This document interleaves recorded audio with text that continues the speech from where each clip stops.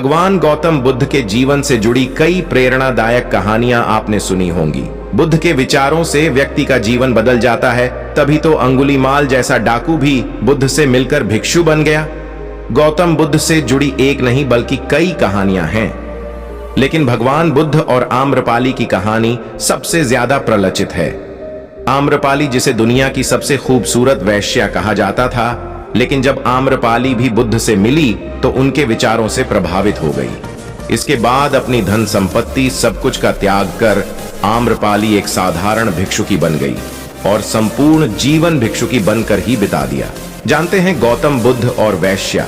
आम्रपाली की यह कहानी इतिहास के पन्ने आपको बिहार के जिला वैशाली के राजाओं और नगरवधु आम्रपाली के किस्सों से भरे मिलेंगे। कहा जाता है कि एक गरीब दंपति को एक आम के पेड़ के नीचे कन्या मिली थी। उसके माता पिता पता नहीं क्यों उसे पेड़ के नीचे रखकर चले गए थे। दंपति ने लड़की के माता पिता के बारे में बहुत पता लगाया, लेकिन कुछ पता नहीं चला। इसके बाद गरीब दंपति ने ही उस कन्या का लालन पालन किया और उसका नाम आम्रपाली रखा। आम्रपाली बहुत ही रूपवान थी। जब आम्रपाली किशोरावस्था में पहुंची तो पूरे नगर में उसके सौंदर्य की चर्चा होने लगी। इतना ही नहीं, नगर का हर पुरुष उससे विवाह करना चाहता था। आम लोग से लेकर व्यापारी और राजा सभी उसे पाना चाहते थे।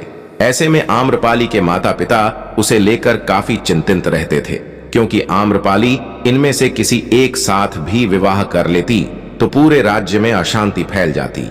नगर में शांति स्थापित करने के लिए वैशाली राज्य के प्रशासन ने आम्रपाली को क्रमानुसार अंत में नगरवधु बना दिया। आम्रपाली को साम्राज्य की सबसे खूबसूरत और प्रतिभाशाली महिला के रूप में जनपथ कल्याणी की उपाधि 7 साल के लिए दे दी गई। आम्रपाली को धन आभूषण से लेकर अपना महल भी मिला। उसके इर्द गिर्द सेविकाएं रहती थीं। आम्रपाली को शारीरिक संबंध बनाने के लिए चयन का अधिकार भी प्राप्त थी। फिर वह राजा के दरबार की नर्तकी भी बन गई। जब पहली बार आम्रपाली को हुए बुद्ध के दर्शन, ज्ञान प्राप्ति के 5 साल बाद गौतम बुद्ध बिहार के वैशाली में जब पहली बार आए थे तो उनके स्वागत के लिए वहां की प्रसिद्ध राज नर्तकी आम्रपाली गंडक नदी के तट पर पहुंची।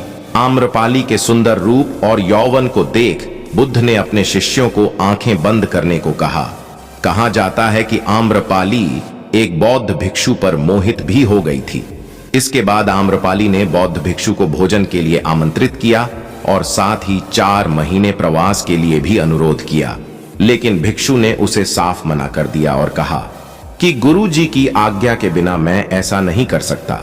आखिर में आम्रपाली ने बुद्ध के सामने हाथ जोड़कर कहा कि मैं आपके भिक्षु को मोहित नहीं कर पाई, बल्कि उसकी आध्यात्मिकता ने मुझे ही धर्म की राह पर चलने के लिए विवश कर दिया। इसके बाद आम्रपाली ने बुद्ध के सामने भिक्षुकी बनने की इच्छा प्रकट की, लेकिन पहले तो बुद्ध ने मना कर दिया, क्योंकि उस समय बौद्ध संघ में स्त्रियों का प्रवेश वर्जित था।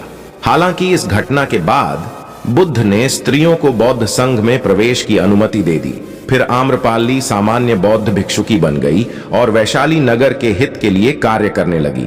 उसने अपने केश कटवा लिए, सारा धन बांट दिया और भिक्षा पात्र लेकर सामान्य भिक्षुकी बनकर पूरा जीवन व्यतीत किया।